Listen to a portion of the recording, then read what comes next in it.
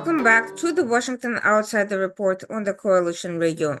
For those newly joining the program, my name is Irina Zuckerman, and I'm the editor-in-chief of the Washington Outsider. With us, we have a special guest, Paul Gross. He's a writer, lecturer on Israeli politics based in Jerusalem. His op-eds can be found in Israeli, British, and U.S. publications such as Jerusalem Post, Haaretz, Fathom Journal, Persuasion, The American Interest, and he's appeared as a political commentator on Israeli English language news channel.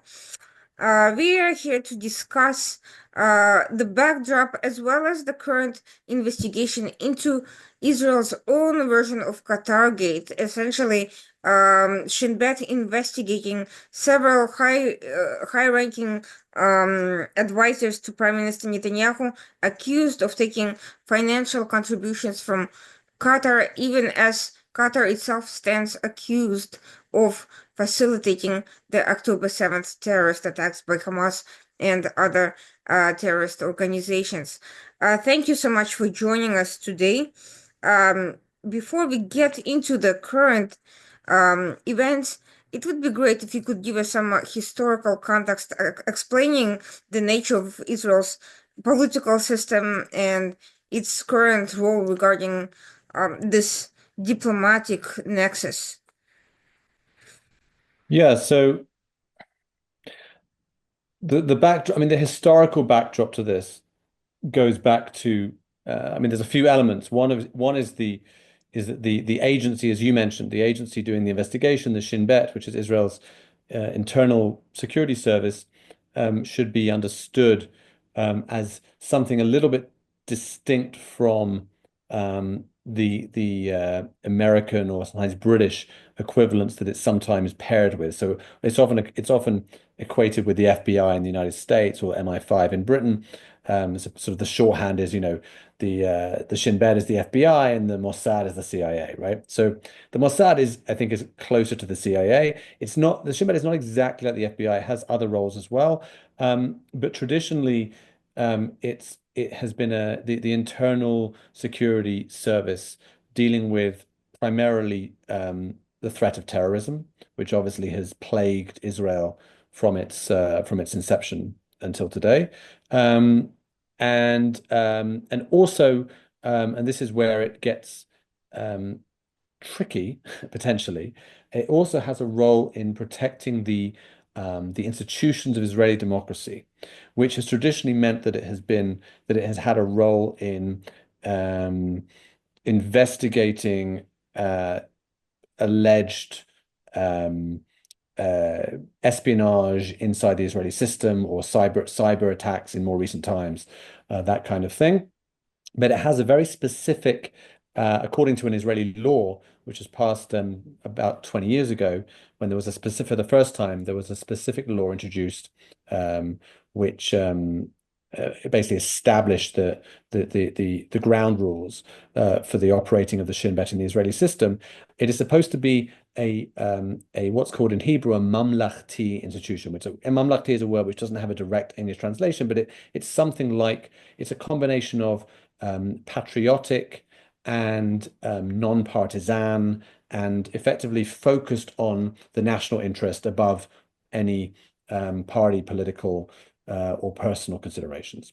So the reason why that's become very relevant is because we have a situation in Israel which has been developing over several years now, where you have an Israeli prime minister in Benjamin Netanyahu, who is at the same time Israel's longest serving prime minister, and an exceptionally gifted and successful politician, but who is also on trial for corruption, 3 different counts of corruption, and is, according to many polls over several months, is not trusted by much of the country, and has in the last couple of years, but even more so in the last few months, been pushing a line that there is a deep state conspiracy to bring him down.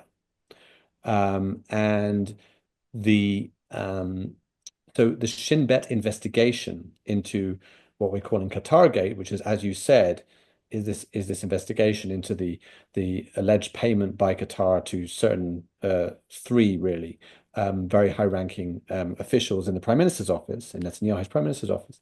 That is that has sort of that is now, become part of this debate within Israeli society, which has put supporters of Netanyahu who believe there is a deep state to bring him down against the rest of Israeli society, which I think is a majority, who believe that Netanyahu, to a lesser or greater extent, is trying to use whatever means he can to stay in power and hopefully, for him, assuage his or forestall his court cases and possibly even get out of them. But that's what's really going on. And so when we see, as happened in the last week, the attempt to fire the head of the Shin Bet, Ronen Bar, that has been seen by much of Israel as a direct response to the investigation into the Qatar payments. So let's talk about these allegations in detail. How did this issue come up? Who are the people involved, and what type of payments are we talking about?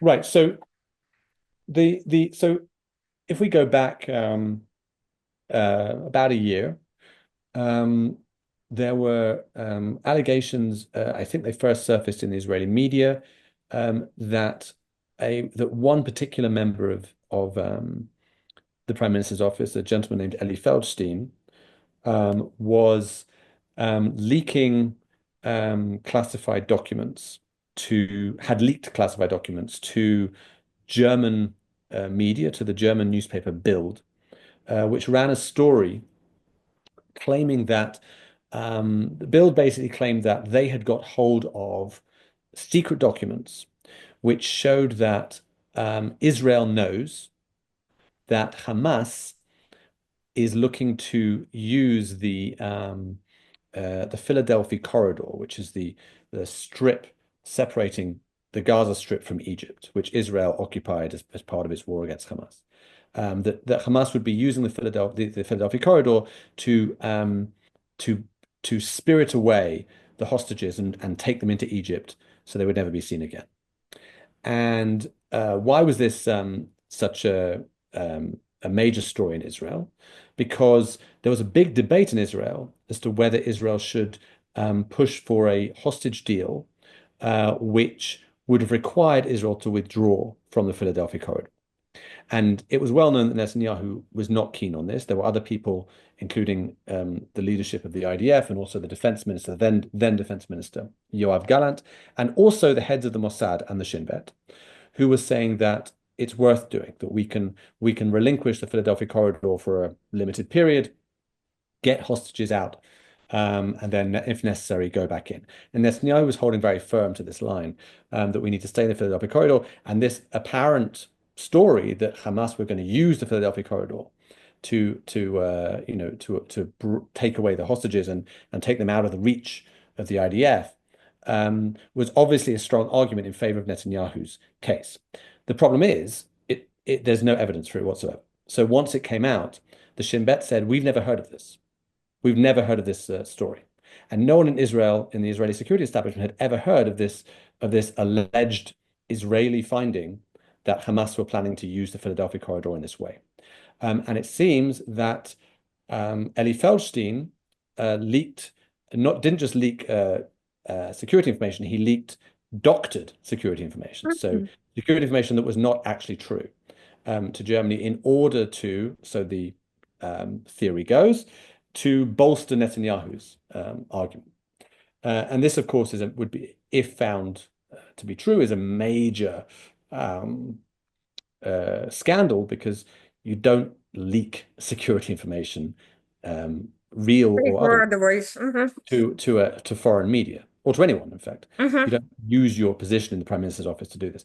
Now, how is this relevant to Qatar? So some months later, there was a finding that two other members of the Prime Minister's office, one of Bibi's Netanyahu's closest political advisors, a guy called Jonathan Ulrich, who'd been with him for some 8 years, and another guy called Yisrael Einhorn, were found to have been paid by Qatar, not to do with Israel so much, but had been paid by Qatar to help in Qatar's PR campaign ahead of the 2022 World Cup to whitewash Qatar's image.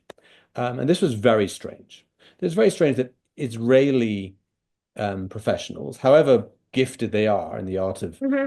PR, would be working on a Qatari campaign because Qatar, although it's not officially an enemy state of Israel, has effectively, as you said in your introduction, been strongly connected with Hamas, is one of Hamas's major funders and sponsors, until very recently, hosted Hamas's leaders in Doha. And continues to host some of them. Yeah, where they were living in luxury accommodation, in luxury hotels. And so this was very problematic.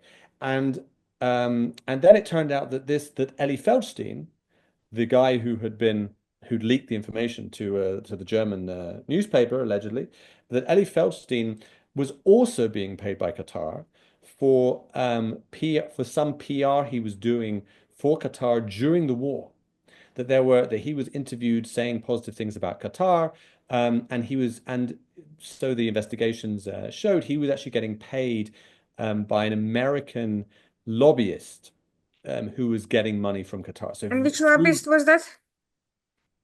he was getting paid through an American lobbyist. Who do you know the name of the lobbyist? I would have to look it up. I forget his name, I'm afraid. It's not Nick Musen by any chance, is it? No, I don't think so. I Okay. don't think. I don't think so. So, But and that was while Feldstein was still serving in the yes, prime yes, minister's office. exactly. Yes, exactly, exactly. Well, actually, what's interesting and quite and one of the many mysteries in this whole story is that Feldstein was actually denied security clearance by the Shin Bet, for reasons that we don't know, although may have had something to do with the leaking to the German media. Um, and so he was actually no longer receiving a salary from the Prime Minister's office, but he Mm-hmm. was still working there. So Mm-hmm. he was still seen working there, but it seems like he wasn't drawing a salary. So he was working there for free, effectively. Mm-hmm. That's what it looked like. But he was getting money from somewhere. And it turned out he was getting money, and he now has admitted, or through his attorney, he has admitted that he was paid through this lobbyist.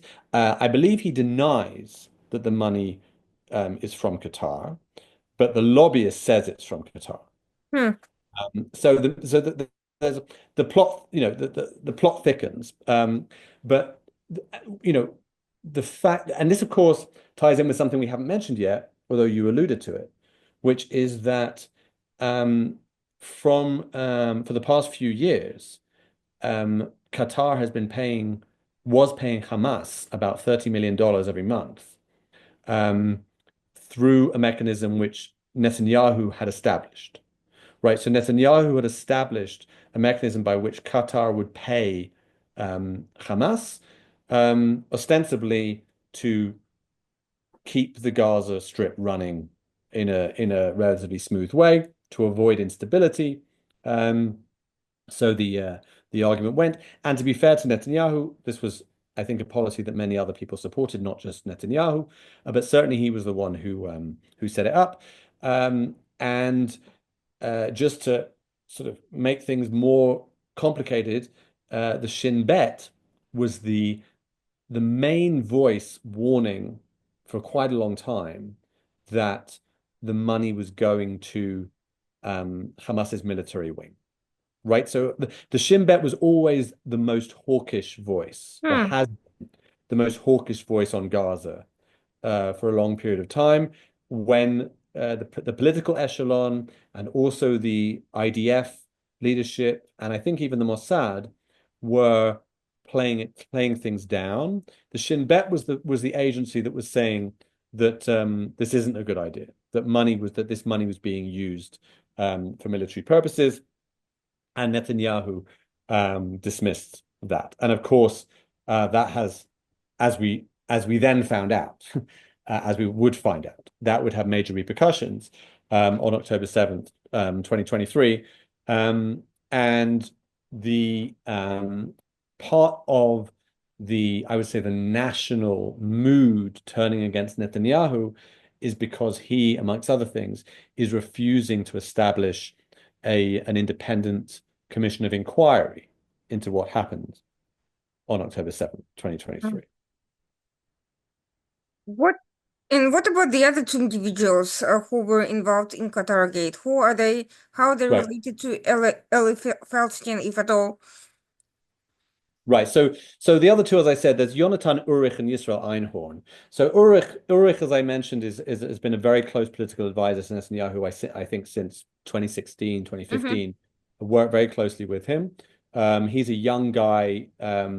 He is one of it's well known that Netanyahu himself is not particularly tech savvy.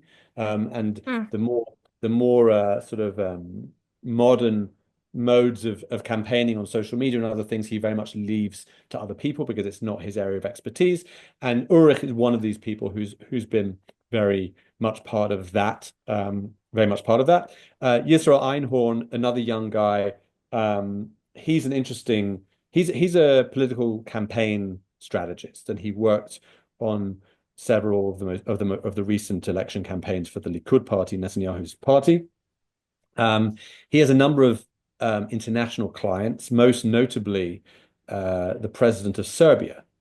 Mm. Einhorn actually is currently living in Serbia, which is convenient because he's wanted for questioning by the Shin Bet. And one of the stories at the moment in the Israeli media they will is how they will basically be able to bring him in for questioning. Is there a Um, relationship with Jared Kushner by any chance there? between Einhorn and Yes. Kushner. I not Because that I know. Kushner has got business interests in both Qatar and Right. Serbia, as it so happens. Yeah, I mean, I not that I know of. It hasn't Mm-hmm. particularly come up. Um, in fact, I think in the American political establishment, apart from this one American lobbyist who, as I said, is not, I forget his name, and I don't think he's a particularly major name in Mm-hmm. in the United States. Um, yeah, the American establishment is not particularly well connected to this story. Mm-hmm. And one of the interesting questions is because Trump has said very nice things about Qatar. Um, and as you said, Jared Kushner has business interests there. Um, and Qatar's played this very, I think, has played this double game, really, where, you know, on the one hand, it has been, as we said, the funder of Hamas, and also through Al Jazeera, the purveyor of the most virulent anti-Israel media. I mean, Arabs across the region are absorbing, extremely one-sided anti-Israel coverage of the conflict because they're watching Al Jazeera. Um, uh, but those, for example, that watch Al Arabiya, which is a Saudi channel, are getting a more balanced view because the Saudis have a different take on this. But the Qataris, through Al Jazeera, have a huge influence across the Middle East, which they've used, amongst other things, to sow a lot of anti-Israel sentiment. And at the same time, they present themselves as, the mediators, right? It's this strange, a lot of Israelis who are quite cynical about it say, they're this strange creature that sort of has helped to create the disaster, and then comes forward and says, "Hey, we're going to be the ones that can help you solve it, because we're the ones who are on good terms with the Americans, and we're on good terms with Hamas, so we can be the mediators." So they present themselves as the saviors of the situation, but it's a situation that they helped to create in the first place. So there's not a lot of love lost for Qatar in Israel, which makes it all the more um, um, disturbing that there might be connections between the Prime Minister's office and Qatar. So, how is there any observable coordination between these three advisors? Were they just separately happen to be courted by Qatar for their connections? Right. So, I mean, Einhorn and Ulrich worked together on the World Cup campaign, right? So Hmm. they were very much working together. Um, we don't know if Feldstein was involved. I don't believe. I mean, part of the problem is that the Attorney General has now what's the word has put a security sort of Gag. cord on the Hmm. story, right? So whatever's been going on in the investigations in the last week or so, the public don't know. I don't believe that evidence was released that explicitly linked Feldstein to the other two, other than the fact they all worked together at the Prime Minister's office, of course. And it seems they were both paid by Qatar, albeit possibly for different things, right? So Ulrich and Einhorn for the World Cup, and Feldstein for what seems to be work that he's done more recently than that, literally in the last year, during the course of the war. Um, so yeah, we don't really know what the coordination is.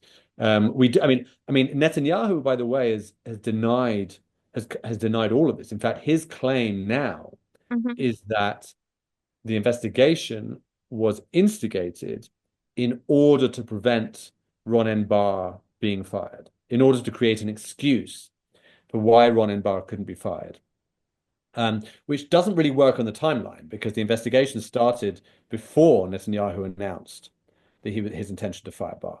But there'll be people that are loyal to Netanyahu who will repeat this. So, Netanyahu denies that these three individuals were receiving any payments from Qatar, and he claims that the American lobbyist is lying about all of this. Yeah, it's an interesting one because the interesting thing, I think, with Feldstein in particular, Feldstein's own attorney is now saying that he did receive this money from the lobbyist, and Netanyahu has denied it. Which so either he thinks that Feldstein is lying, or that Feldstein has been coerced into it by the villainous Israeli deep state. Um, that's obviously, I assume I mean, that's a lot of the subtext. I mean, it's part of a much broader campaign which includes the judiciary and the police force and opposition politicians and the media, which are all conspiring together to bring Netanyahu down, including accusing him falsely, all these false charges of corruption, which he's on trial for. Who appointed Ronan Bar? Ronen Bar was appointed by, um, I think he was appointed not by, he was appointed by Naftali Bennett, Hmm. not by Netanyahu, I believe. And what's Um, the general policy on appointments to security agencies in terms of right. their So, term so and how the that works? right. So the heads of the Mossad and the Shin Bet are appointed directly by the Prime Minister. Hmm. Um, with there's a committee of people, but the final say is the Prime Minister's. Now, in theory, a Prime Minister can. This is where things get a little complicated.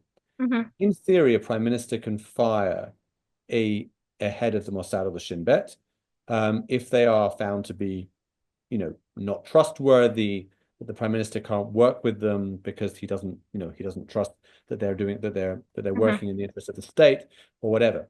But um, it can't be done unilaterally by the Prime Minister. It has to go through this committee of people who have to agree with the justification for the firing.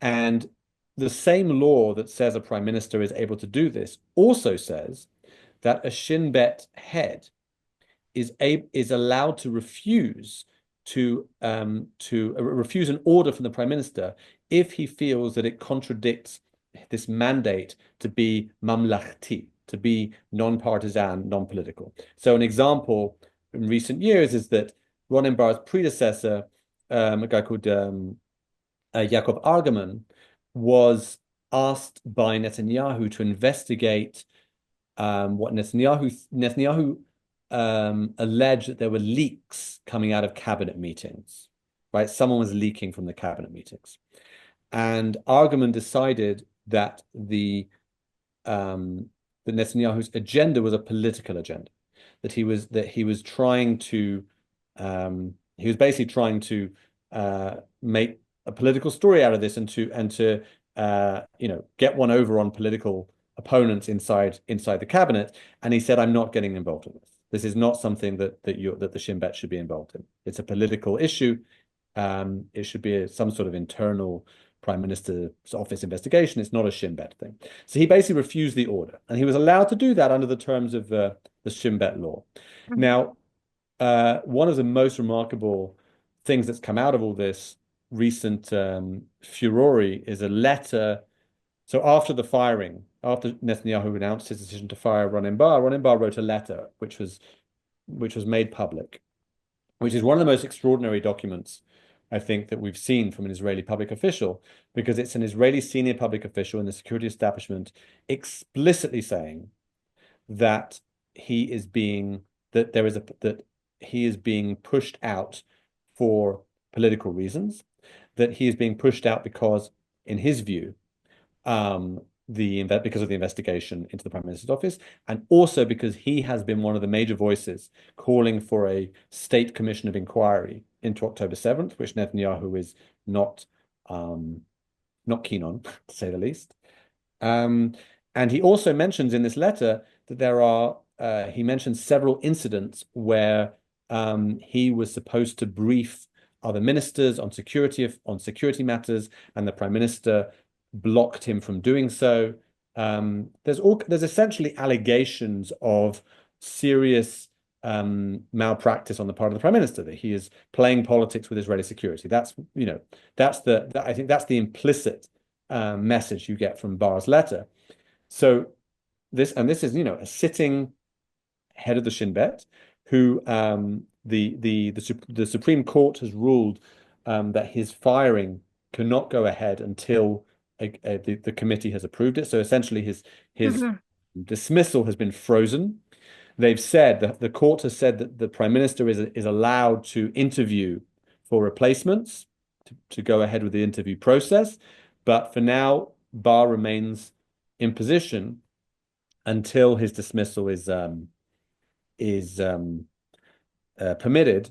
The Attorney General, which in the Israeli system has a very powerful role in effectively determining whether government decisions are legal or not.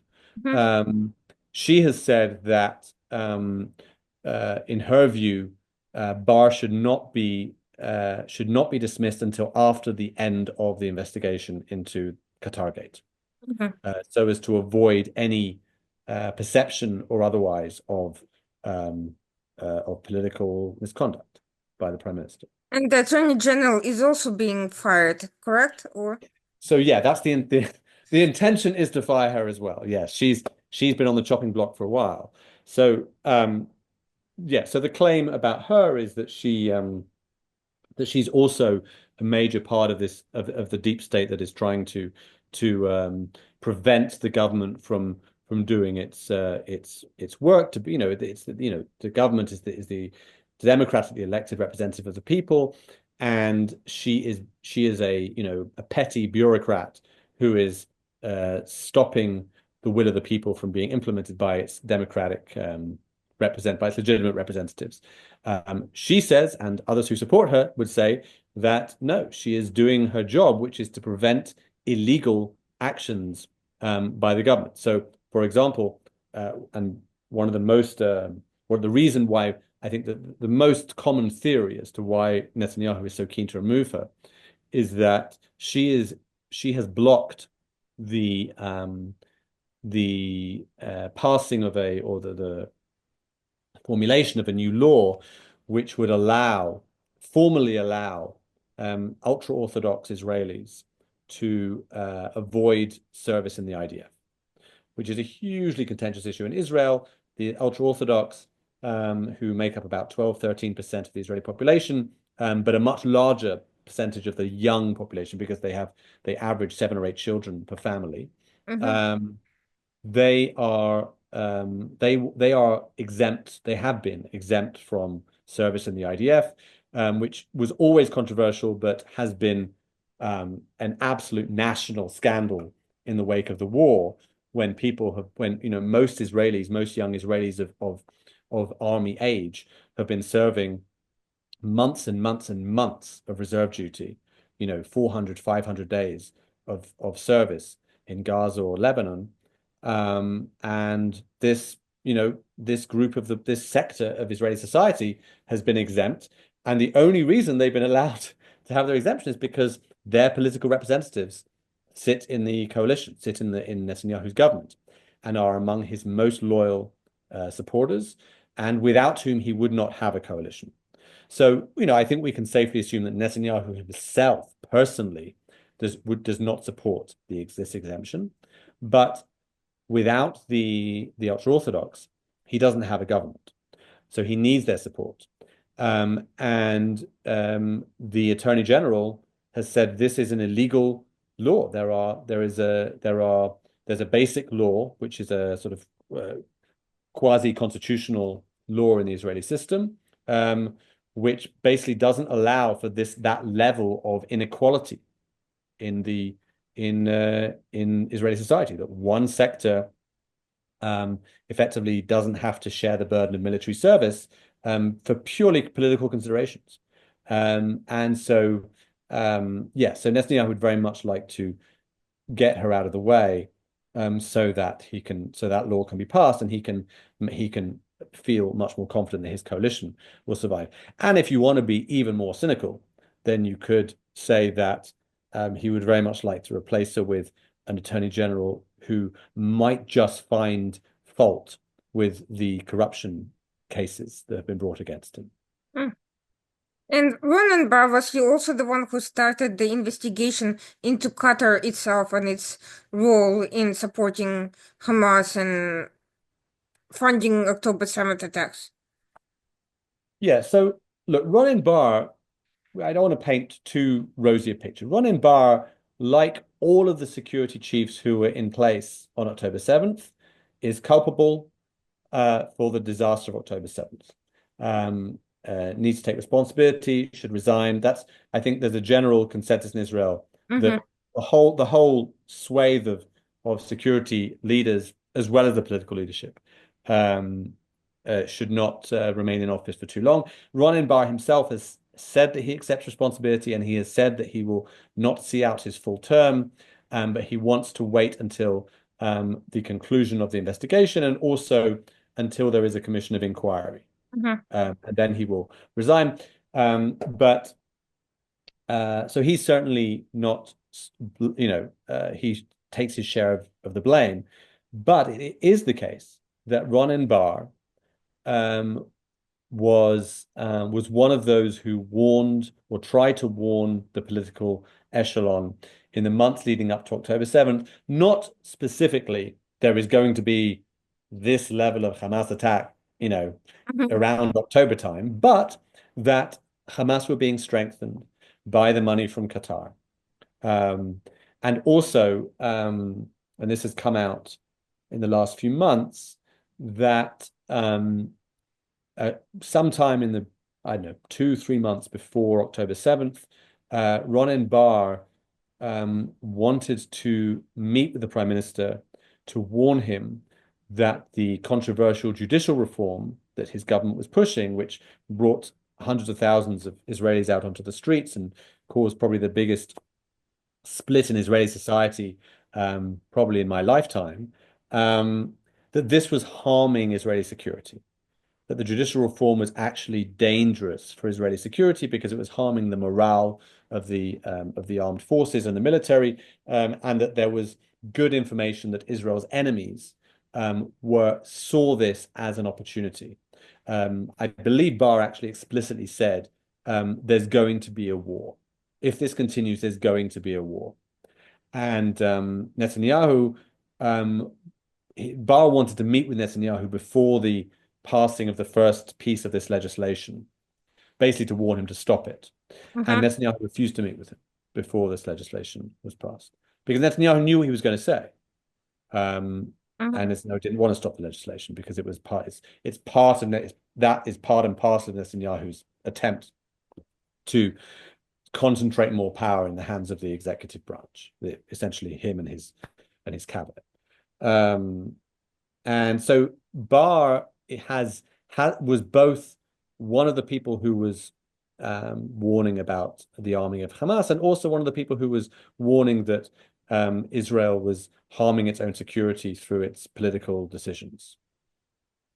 So, meanwhile, Shin Bet starts this investigation against Qatar, and it's the first time these charges are brought in publicly. There's been some back and forth with Qatar previously, but it was never as explicit as it is now. This is the first time I'm seeing a security and not just a political allegation against Qatar, which presumably means it's backed by classified findings and not merely by political arguments and geopolitical analysis. What is the Israeli reaction to this allegation in light of the government's very extensive links to Qatar in various ways? Yeah, so Israel has become an extremely polarized. I mean, you're sitting in the United States, so I don't need to tell you about polarized politics. Um, but Israel's become an extremely polarized place, and you have, um, a large percentage of the population who believe, to a lesser or greater extent, that much of Netanyahu's decision making generally is colored by his own political needs, that he puts his own political needs ahead of the national interest, and that's why he's, I think, widely blamed even before anything has really been public, conclusively discovered, that he's been blamed by a large section of the society for October 7th. And in the last poll that I saw, I think some 40%, I believe, of Israelis would like him to resign as soon as possible. Another 20 odd percent would like him to resign after the end of the war. So, some 60% don't think he should stay in power, beyond the end of the war at the latest. And so that colors their thinking about this whole thing, right? So the it's a real scandal if it's found to be true. Now, it has to be said, there's been no evidence brought so far that I've seen or that anyone has talked about that links Netanyahu himself to these payments, right? So So this is where I have a question because yeah. Yigal Carmon provided documents from memory showing that Qatar did try to pay to contribute to Netanyahu's 2017 campaign, Hmm. and that money was routed through Jordanian banks, which froze the $50 million payment, and that particular payment never made it to Israel. Because it Uh, was frozen en route. We don't know whether Netanyahu solicited that money, whether he knew about it at the time. What we do know is that such an attempt was made, and I've tried to get more information about that, but so far I have not been able to get anyone to speak on record. that's very interesting. So look, Netanyahu, um, we're talking about someone who has been at the top of global politics for 25 years, 30 years, right? He was first elected in 1996. He served a very short term for 3 years, um, disappeared from politics for a bit, made a lot of money in the private sector, came back first as finance minister, then back as prime minister in 2009, and with the exception of a year and a half when there was a different government in, he's been in power ever since. So we're talking about someone who is exceptionally well connected around the world, um, and who is has not just extensive links in politics, but also in the business world. And that's very important because, of course, in the Middle East, there's an awful lot done behind the scenes in the world of business and finance, which isn't done in the world of politics, right? So a long time before, for example, Israel had normalization with the UAE through the Abraham Accords. There were business ties between Emirati and Israeli, Sure. uh, business people. That's well known. And the financial the part of the Arab world which is close to the West economically, which is basically, the Gulf states, which does include Qatar, despite its different political affiliations to some of the other Gulf states. Mm-hmm. Um, that's something that's a very different Arab world to the one that Israel has traditionally faced, right? So for most of Israel's existence, it was at war. The first 40 years of Israel's existence, it was at war with the Arab world. But we're talking Egypt, Syria, Jordan, Mm-hmm.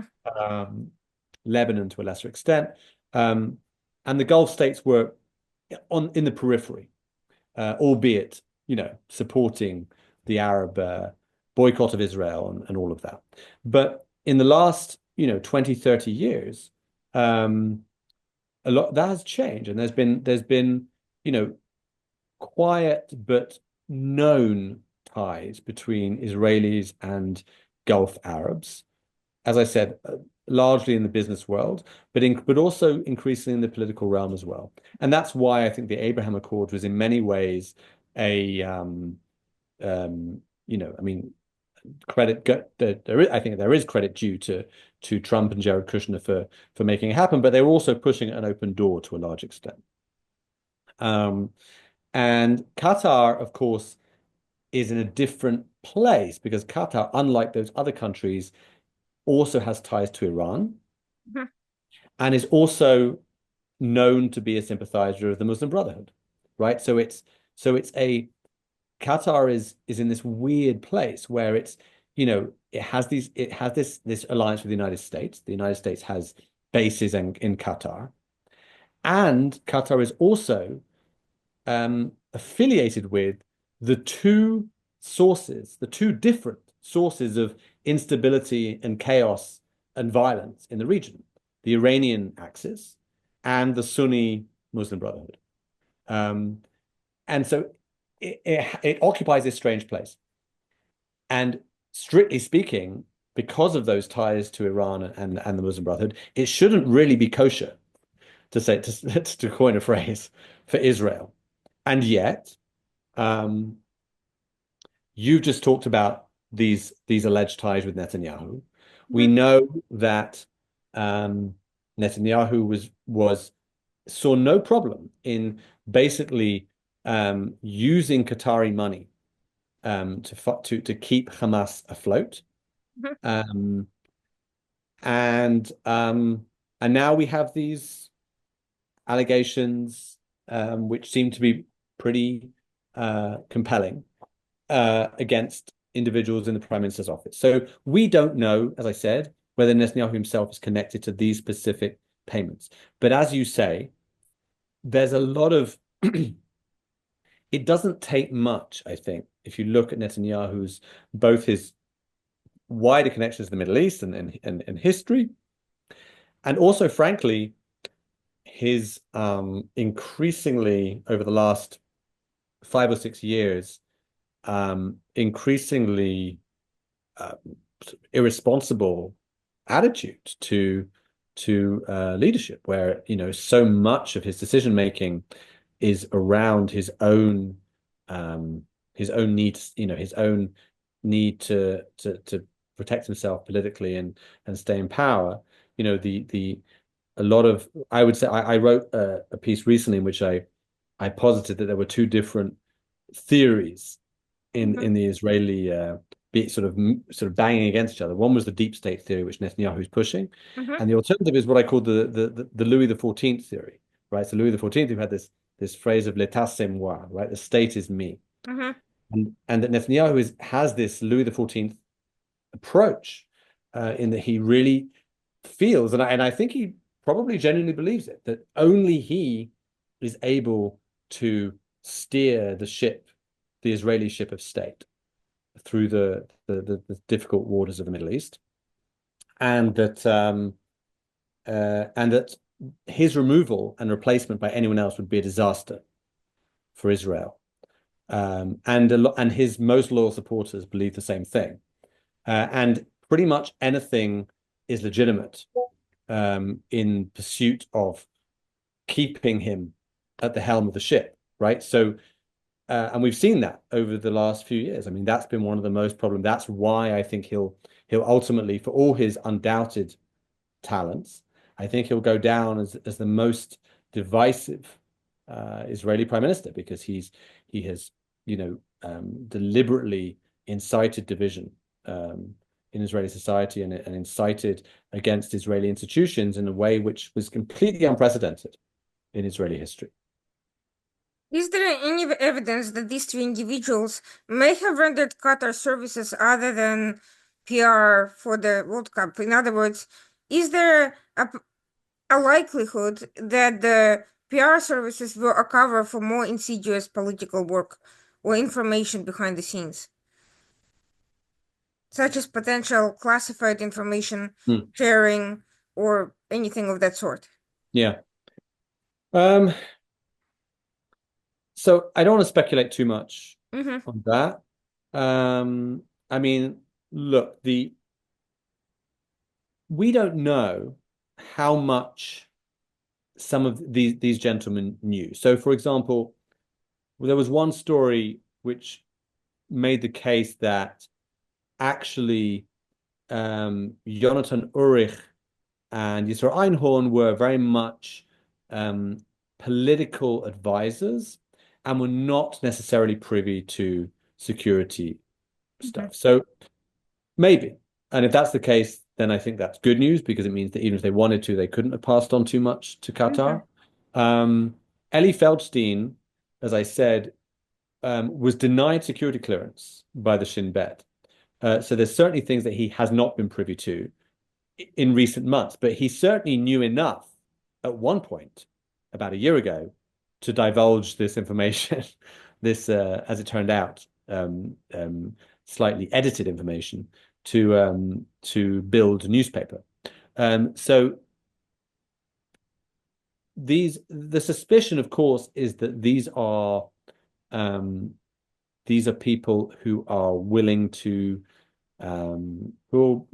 willing to um, give their services for money, and we're not sure. We don't know where their you know where their limits are.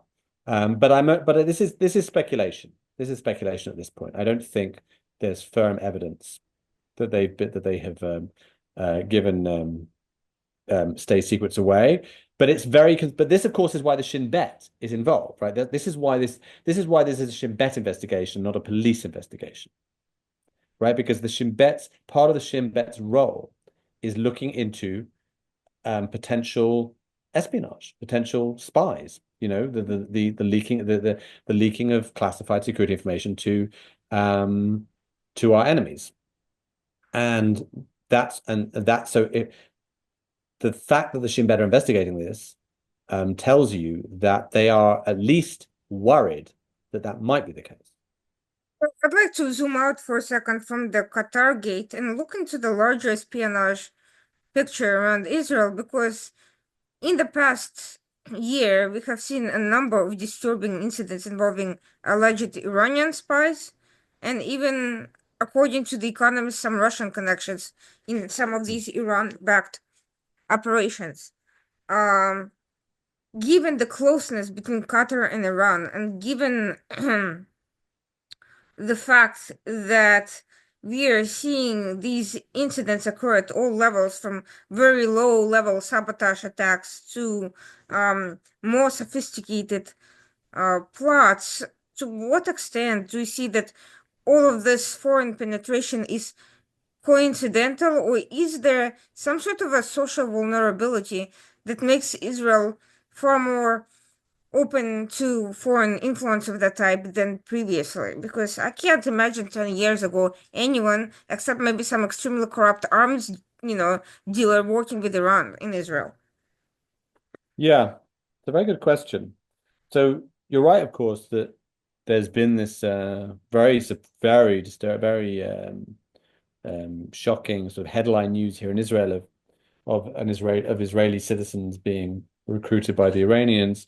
In the past, of course, the big worry was that Israel's Arab citizens could be a potential fifth column, right? That Mhm. Israel, 20% of Israelis that are Arabs by ethnicity, and many define themselves as Palestinians, self-identify as Palestinians. And my Uh, understanding, by the way, on that note, that Qatar's Sheikh Hamza was actually quite involved circa 2013 in educational funding in the Arab population system, educational system.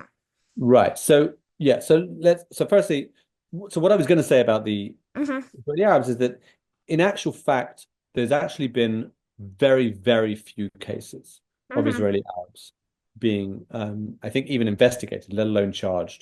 mm-hmm. It has happened, but it's been very rare, and I think for the most part, Israeli Arabs have not been involved in this kind of thing, and actually, one of the positive things in Israeli society, I think, has been a general an increasing integration into Israeli society of Israeli Arabs. But you're right that there has always been an extremist faction. It's a minority, but a faction of Israeli Arab society, which has been funded by various places. I think Qatar was one. I think at a certain point in Turkey time. was involved, from what I understand as well. Sorry. Turkey. Yeah, exactly. Yeah, I mean that's also not surprising in the current climate. Turkey is, I think, Mm-hmm. Turkey is fast establishing itself as one of the most anti-Israel countries. I mean, at the government level, at least, one of the most hostile to Israel countries in the world, Erdogan. But yeah, and there's there's a faction of Islamism within Israeli Arab society, which is funded by those parts of the Muslim world which are looking to fund Sunni Islamism, and Turkey under Erdogan is part of that, and Qatar is absolutely part of that. That's why it's no coincidence that both Qatar and Erdogan's Turkey are supportive of Hamas, of course. Hamas is the Palestinian manifestation of the Muslim Brotherhood. Mm-hmm. Um, so yeah, so you're right that's been the case. But what's interesting in this current thing with Israeli citizens arrested for spying for Iran is that they weren't Arabs. Mm-hmm. Um, they were Jewish citizens of Israel. And that I think was, in many ways more shocking for Israeli society to sort of grasp. Um, and your question about whether Israel is now more vulnerable to this, it's an interesting question because Israeli society, in certain ways, I think, is still admirably um, cohesive in certain ways. I think the response by the Israeli population to October 7th was, I think, very impressive. An extraordinary sort of rising of civil society to meet the needs of Israelis who had to flee their homes. There were 50,000 Israelis that had to leave their homes in the north, and a similar number from the south, and were living in hotels and other places. Um, and the and that they were really actually filling the gap that the government left. The government was really very ineffective and inefficient in the days after October 7th.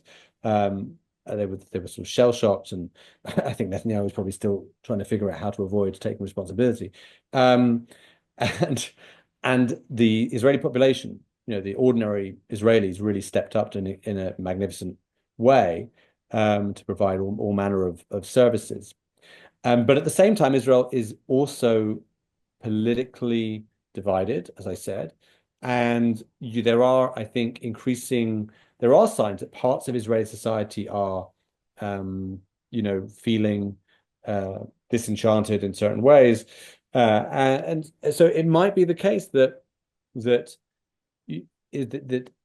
bad actors, so to speak, can find, alienated individuals. It's also easier now than it used to be because of social media and that sort of thing. I think that, you can imagine, I think it would have been I think it would much harder 30 years ago for the Iranian regime to to really manage to get inside Israel to the extent that it could influence Israeli civilians. And now I think that's much easier through through the means of mass communication that we all use. But yeah, it's obviously a very disturbing development. Um, and I think it's part of a wider uptick in Iranian operations. We saw the first two direct attacks by Iran on Israel. I mean, it's funny. It gets lost in the wider scheme of things. The focus on Gaza and the focus on fighting Hezbollah in the north. But these two missile attacks, ballistic and cruise missile attacks by Iran. The first one, I think there were more missiles and drones fired at Israel in that one night than I think in any I think it's one of the largest, if not the largest, single attack by one state on another in history. I think there hasn't been, I think in the Russia-Ukraine war, I don't think there was one single night when Russia fired Mm. that many projectiles at Ukraine. And fortunately, Israel, with the assistance of the United States and Britain and France and Jordan, were able to repel it all, and there was only one fatality. But yeah, Iran has increased its direct attacks on Israel since October 7th, and I think the espionage is part of that. So, given this climate where there is an expectation of hostile foreign penetration, what are the measures that have been taken politically? My understanding is that at some point Israel tried to pass a controversial foreign agents type law that would essentially monitor NGOs and civil society sector taking foreign Mm. donations. New Israel Fund that was alleged by Netanyahu to be taking the Biden administration's money through various democratic Yeah. institutions Mm. to back protests against Netanyahu was one under the scrutiny for that, but there was also allegation of more hostile forces that could be using these same mechanisms. Is there such a law, and how does it work if there is? Yeah. So yeah, this law was uh has been discussed a lot. Hmm. It hasn't been formally passed. It's funny. I think that if that law were in isolation, I could imagine it being much less controversial. The problem that the Israeli government has is that it's it was trying to pass that law at the same time as it was also trying to pass laws that would have neutered the judiciary Mhm. and weakened um, the media and uh, replaced civil servants with political appointees. And so it was seen as part of the wider effort by this government to establish a kind of illiberal, a sort of Mhm. Orban type illiberal democracy, if you like, right in Israel. And that was and the agents the foreign agents law was seen as similar as part of that, not least because I think it was very similar. It was viewed as very similar to the law that Putin passed So in it's Russia. more similar to the Russian version than to the US far. Yes, Mhm. Mhm. exactly. And so the allegation, um, which I think has some merit to it, is that this was part of those figures inside the Israeli government, most notably the Justice Minister Yariv Levin, and others that seem to be very actively trying to move Israel into that sort of illiberal camp. The that it was part of that effort. So strictly speaking, there is no constraints against having um, Israeli citizens lobbying on behalf of foreign states or advancing political public changes, trying to change public opinion after being paid off by somebody somewhere. There are two options: either creepy Russian law or nothing at all. Is that basically Well, I the mean, story here? look, I mean, no, I mean that there's clearly there are. I mean, look, there are existing laws.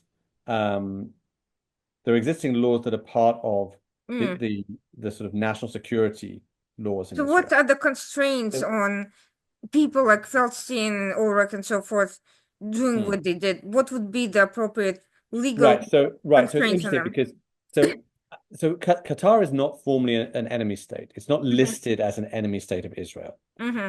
So it's not as clear cut as if it were Syria, let's say, or Hmm. Iran, of course.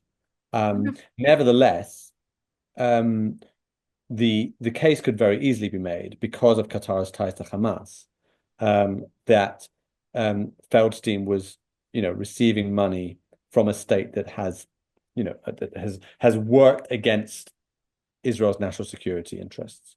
Um, and so on those grounds, if found guilty, he could certainly be in a lot of trouble. I don't know. I'm not a lawyer. Hmm. I don't want to claim Sure. expertise that I don't have. So I couldn't say explicitly what the sentence might be, but But there certainly would be criminal charges, in other yeah, words. absolutely, Hmm. absolutely. That's yeah. I mean, and of course, that's before we get to the possibility of the Shin Bet discovering that actual state secrets were Hmm. Of divulged. course. So that would be the state secret issue, would be an issue regardless of where it went, whether it was just, you know, domestic Israeli Yeah, media or Qatar or the United States or anybody else. yeah. But there is no framework specifically for to prevent foreign infiltration of the political system or the soft power information space through these means. I There is. don't believe I don't believe there is explicit legislation for that. Mhm. Interestingly, the one of the um, one of the accusations that's been made by Netanyahu supporters is that the um, anti-government protests have been funded by Mhm. foreign governments, foreign sources. I think there was I saw recently an allegation that the Biden administration Mhm. had. I don't believe these have been proven, Mhm. um, and there hasn't been any. Uh, ironically, one of the claims was that Qatar was funding. Yes, That was the I was coming to that next, yeah actually. I was that was wondering. the most ironic accusation. Well, I wouldn't be so shocked if Qatar tried to play both sides of the political divide in Israel Sure. if especially they're inspired by the Russian model of sowing mayhem and chaos and That is polarization. true. That would be very That much is in true. line. That is true. But I will say there has been no evidence that these allegations Mm-hmm. of foreign money being used for the anti-government have been with us since the beginning of the demonstrations back in at Mm-hmm. the beginning of 2023, and no evidence has been produced for this. So I'm pretty skeptical myself of So, as presumably policing. even Netanyahu loyalists have not engaged any sting operations or anything that would have uncovered any illicit They political. might have tried, but they haven't been successful thus far. Sure. And, I mean, it's not a secret that there are, for example, Jewish organizations in outside Israel that are giving money to the anti-government protests. Sure. But that's always been the case that there have been Jewish Mm-hmm. organizations that give to all kinds of different um, Causes, sure. movements in Israel of both left and right. So Mm-hmm. there's nothing controversial about that, even if some people don't like it. So getting back to this idea of a deep state of which Ronan Barr and the Attorney General are allegedly allegedly apart. How does that work given that Netanyahu has been in power for such a long time?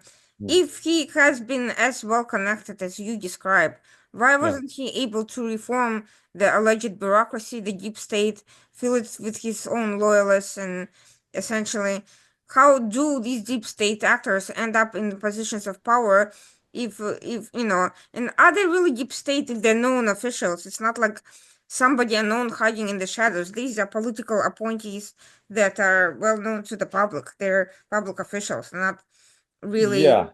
hidden civil servants in some, secretive cabals. Right. So I think you've hit one of the major holes in the in the deep state argument. Look, one of the problems with the argument is that if one of the things that Netanyahu does is he uses phrases.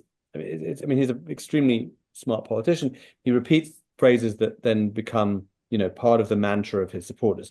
So one of the phrases he often uses is leftist, right? Leftist, left wing, as if to say that his opponents are all these left wing Israelis who are opposed to a right wing government, and because they can't defeat him at the ballot box, they're trying to use their influence in the deep state. The problem with that, there's a few problems with it. One is that, as has been well known for a long time, the left in Israel has been very weak for a very long time. So the same people that are saying that there's this enormous left-wing deep state are the same people who tell us that no one in Israel is left-wing anymore. But also, if you look at, for example, the beginning of much of this, which was the indictment of Netanyahu on charges of corruption 4 or 5 years ago, there was a police investigation authorized by the chief of police, and then the decision to indict was made by the then Attorney General, the predecessor of the current Attorney General, Mm-hmm. a gentleman named Avichai Mandelblit. Now, both the chief of police and the Attorney General were appointed by Netanyahu. Both of them were known to be right-wing figures with very explicitly right-wing political backgrounds. There's no convincing case to be made that they had some political, ideological issue with Netanyahu. They both owed their careers to Netanyahu. In fact, Mandelblit was twice appointed by Netanyahu. He was first Netanyahu's cabinet secretary and then made attorney general by Netanyahu. So these were Netanyahu appointees who we are now led to believe, or are supposed to believe, were part of the architects of the deep state conspiracy against him. And we have the same thing with, the real villain of the piece, which is the Supreme Court of Israel, which we are told also is full of leftists. Actually, of Israel's currently, there's supposed to be 15 justices on the Israeli Supreme Court. I think it's currently 12 or 13 because the justice minister has held up appointments for political reasons. But depending how you define it, there's somewhere between 5 and 6, maybe even 7 members of the Supreme Court that are right wing by any definition, which used to be the accepted definition of right wing in Israel, but has since been replaced by a new definition, which means you support Netanyahu, right? So supporting Netanyahu and his government is the definition of right wing, and opposing is the definition of left wing. Never mind the fact that many of the people who've spoken out against the anti-democratic, anti-liberal moves of his government are former members of his own Likud party, who are from a time when the Likud was an explicitly liberal, a small L liberal. I don't mean liberal in the American sense of liberal versus Classical liberal. conservative, a classical liberal party, which the Likud always was Hmm. until quite recently. So it's not only, as you say, that he's been in power all this time and he didn't use his power and influence to change the nature of the deep state. But that a lot of the alleged deep state are people who have, obvious and provable political ties to Netanyahu's side of the political map. And you don't have to go back that far, actually, to find statements by Netanyahu supporting judicial independence and very explicitly talking about the importance of checks and balances and all of these things. And something changed around 2014, 2015. There's all kinds of theories why. Some say it was the result of the criminal charges against him. Some people say it was just, a case of he was in power for a long time and he just didn't want to give it up, and he just faced a very difficult election fight when everyone thought he was going to lose, and he got sort of panicked by the idea of losing the election and decided, I'm going to make sure I don't lose another one. But for whatever the reason, for the past 5 or 6 years, he's embarked on this very single-minded campaign to stay in power at all costs, or it's seemingly at all costs. And Israel, the country and its people, have unfortunately paid the price for that. So essentially, the so-called fight between the alleged leftists and the right is actually an interfactional fight within the right-wing sphere. Well, it's not just interfactional. That I want to be very clear. I mean, a lot of the people demonstrating against Netanyahu are not people that were part of his faction. But my point is that whereas Netanyahu's loyalists are people who are very much part of his and I think a shrinking number, by the way. It was before October 7th, it was larger. But a number of people that are committed to the idea that Netanyahu is the only person that can lead Israel. And the rest of the people who oppose that is a mix of yes, some leftists, also what I think is a very large centrist, I'd even argue majority or plurality of Israelis that are really sort of in the center of what used to be the left and the right in Israel on all kinds of matters. And yes, some on the right as well, especially those who were formerly part of the old liberal Likud party. So I would say what I say these days is that the political divide in Israel now is not really between left and right. It's between people that are still committed to a sort of basically a liberal democratic nation state, and those that are, for different reasons, for varied reasons, want to push Israel more into a more explicitly sort of nationalist, but kind of illiberal nationalist populist country, where sort of the Jewish, let's say, in the balance of a Jewish and democratic state, which Israel has defined itself, that the Jewish is very much dominant over the democratic. So we are seeing kind of this populist shift. So that leaves us with the question, what is the direction of Qatargate? Is Netanyahu looking to shut down the entire investigation? Would he be amenable to appointing completely independent people to investigate these matters? Has that been brought to his attention, the possibility of bringing outside external individuals who are not alleged deep state, who have not had political problems with him before, to objectively look into these allegations? I mean, the problem is it's not clear where, because if you listen to Netanyahu these days, the deep state is everywhere, right? So I mean, it's not clear who would investigate if it's not going to be the Shin Bet, because it seems like the only people that are immune from this deep state sickness, which seems to have infested the political and institutional and academic and media class in Israel, are the members of his own coalition. So for example, he has said that he rejects the idea of a state commission of inquiry into October 7th, which has a long tradition in Israel, that when there have been these disasters, for example, the Yom Kippur War,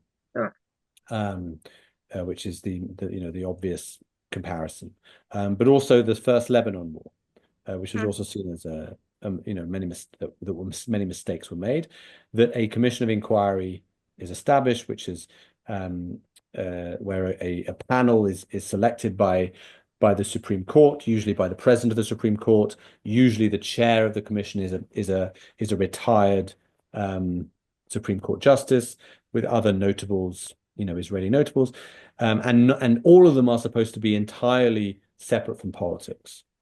And Netanyahu has said, this won't do. This would be a biased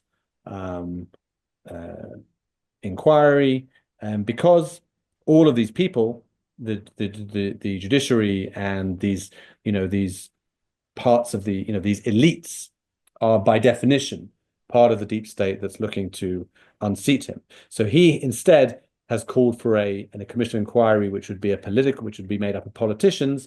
I think he has said that it would be not just members of the coalition, but also opposition politicians, just so it's not just seen as a complete whitewash. The problem is, of course, with that is that what you would end up with would be, either a complete impossibility of reaching any kind of agreed conclusions, or you'd end up with two separate reports, one from the coalition and one from the opposition, and then there'd be no conclusion. Everyone would just go with their own political side. And I think that's what he wants. I think he doesn't want to have what you had after the Yom Kippur War, where you had a conclusive report which said, this is what happened, this is what went wrong, these people are responsible, which led to resignations of the chief of staff of the army and the defense minister, and ultimately the prime minister resigned, Golda Meir.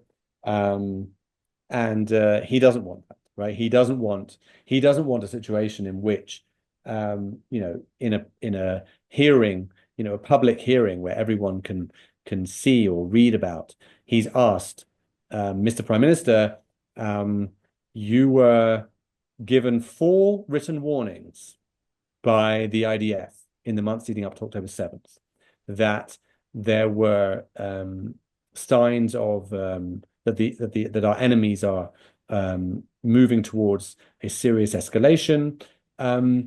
This is very unusual, that you don't normally get such a series of repeated warnings from the IDF chief of staff. Did you respond to these warnings in any way? Did you have any special meetings with security chiefs? Did you ask to investigate further into any of those things? Because the answer is probably no. And that would not look good. And so, where does that leaves us with the current Shin Bet investigation? Are people other than Ronan Bar investigating it? Is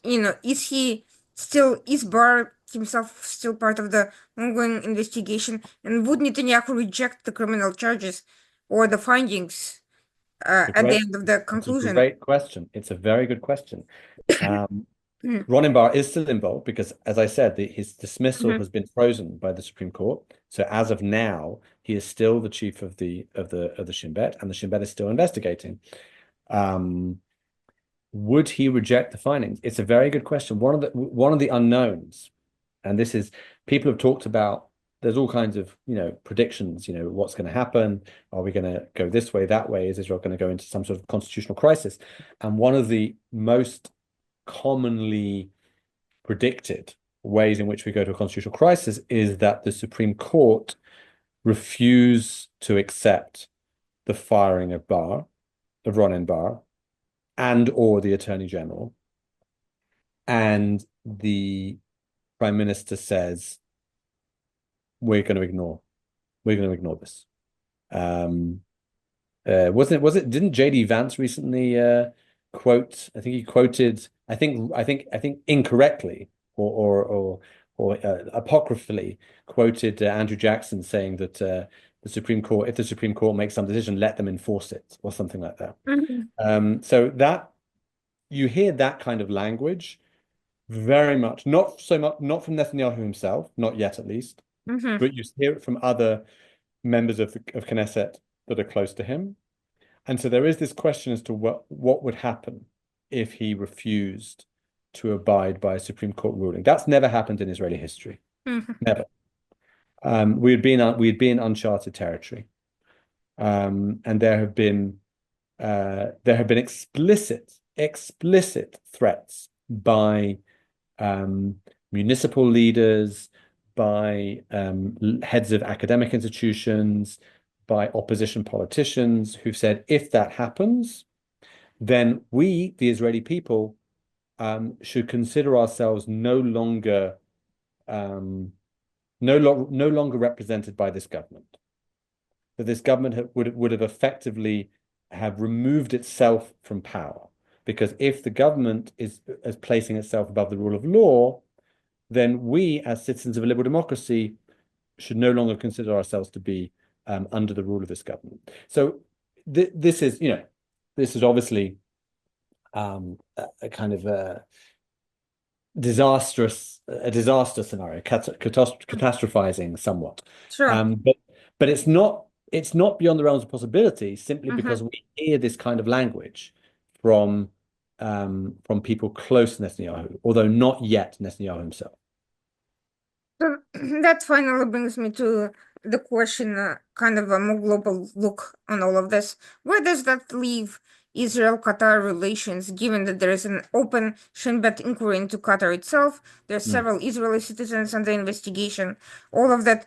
There is the debacle over the hostages that is in Mm. the current ceasefire, end of ceasefire and the activities in Gaza. What Yeah. what is happening? What's the general trend here? Yeah. I mean, it's strange because on the one hand, I think if you did, I don't know if any polls have been done, but my guess is that if you did a poll of Israeli public opinion about Qatar, it would be overwhelmingly negative because Israelis see Qatar correctly as tied to Hamas in all kinds of ways. And yet, because of Qatar's role in the mediation talks, including the successful mediation talks, which led to the release of the several dozen hostages in the last couple of months before the ceasefire ended, there were words of gratitude and praise from not just the Israeli government, but also Israeli opposition leaders and others. So there's a certain, which I think is also influenced by Washington, Hmm. because I think that one of the Trump effects, Hmm. is an unwillingness to get on the wrong side of the extremely temperamental president. Hmm. And I think, you know, Trump has posited Qatar as one of the good guys, I think, certainly in terms of the hostage deal, right? I think he was, as far as Trump was concerned, it's the hostage deal was thanks to him, of course, and his envoy Witkoff, but also the Qataris. And I think it's very difficult for Israel to be explicitly hostile to Qatar when President Trump is being explicitly positive about them. So, would you say that even leaving aside Netanyahu's political problems, had someone else been in power at this time, there would still be a potential clash between the political class and the security class over Qatar because of these external factors? Between who? Between the Israeli political class and The government and the security sector, like oh yeah, because that's all part of what's been of the Netanyahu agenda, Mhm. No, no, my saying is, because of the U.S. involvement, would you say that ah even if Netanyahu was not a factor, if there was a different prime minister in place who hmm, didn't have corruption related, would yeah, there still be this clash over Qatar because of this U.S. involvement and pressure? that's an excellent question. So let's imagine that there was a completely different government, Mm-hmm. um, uh, but that nevertheless, I think felt that would nevertheless feel the same need not to, let's say, to avoid getting the Zelensky treatment in the White Sure, House exactly. when they Mm-hmm. when they visit. Um, you would have a situation where the security establishment would be warning that Qatar is a problem, and a political establishment that would be very unwilling to publicly talk about it. Mm-hmm. That doesn't mean that they wouldn't be willing to um, do things behind the scenes. And I would like to think that Mm-hmm. a different Israeli government, maybe even this Israeli government in a different Mm-hmm. context, would, you know, be would be able and willing to talk quietly, back channel to Washington and say, listen, I know that you are on good terms with the Qataris, but we have serious concerns.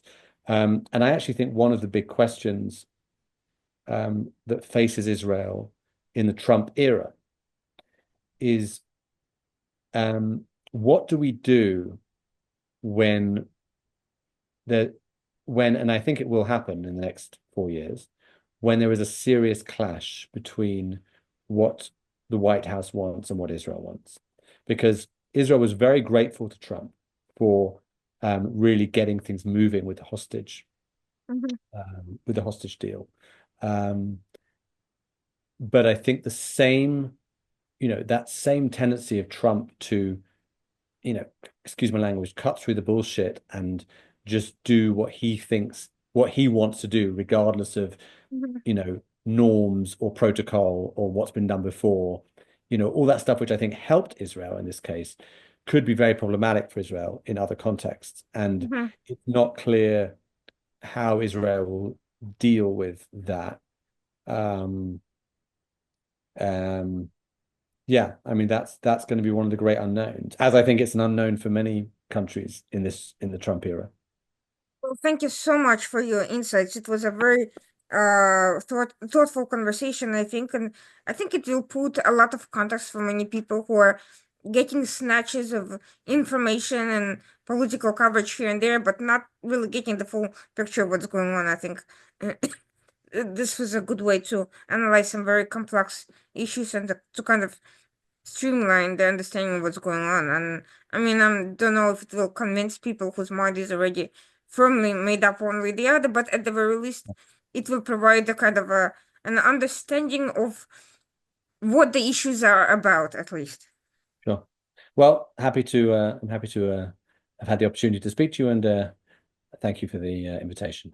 Thank you so much. This was once again Paul Gross discussing Qatargate in Israel and the political and historic and social context to, of course, the geopolitical elements to these extremely complex and thorny issues that are turning into major scandals and challenging the understanding of Israel's legal processes, democracy, relations with internally and externally as well. And we'll be continuing coverage of these issues that are frequently mentioned in the media, but not always clearly and objectively examined. And hopefully, we will see you again next Tuesday at 9 p.m. The Washington Outsider Report on the Coalition Radio. Thank you for watching and have a great evening.